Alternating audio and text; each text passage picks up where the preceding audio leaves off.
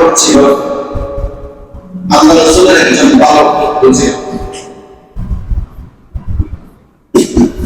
যাকে আল্লাহ রাসূল লালন পালন করতেন। আল্লাহ রাসূলের সাথে সে বড় হইল, আল্লাহ রাসূলের বয়স সংখ্যা।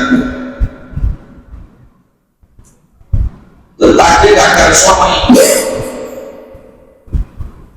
আল্লাহ রাসূলকে সম্বোধন করে মানুষের ডাকাডাকি শুরু করছে। আমাদের দেশে ডাকে না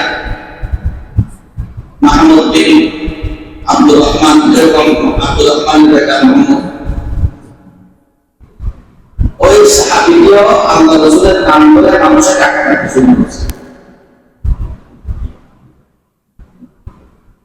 আমরা অনেকে কামাশালা জানি না,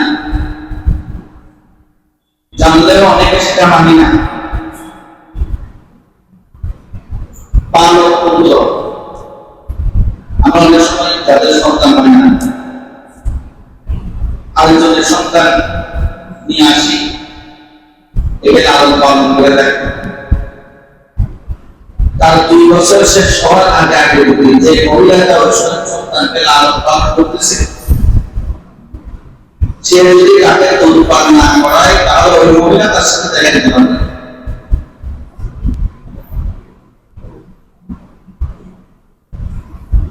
আত্মীয় স্বজনের মধ্যে অনেক সময় ফোন আছে দেখে লালন পালন করে, তখন কিন্তু এই সমস্যাটা আসে।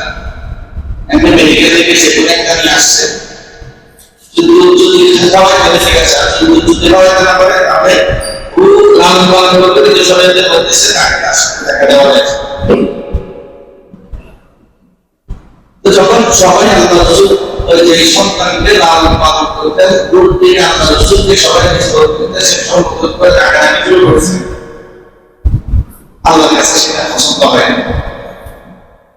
আল্লাহ পাক কোরআনে এই আয়াতে কত মানুষের সেটাকে স্পষ্ট করে দিয়েছেন। আল্লাহ বলেন, মা কানা মুহাম্মাদ আবা আহাদিন মিন রিজালিকুম, আল্লাহ পাক বলেন মুহাম্মদ তোমাদের মধ্যে কোন জীবিত পুরুষের পিতা নন।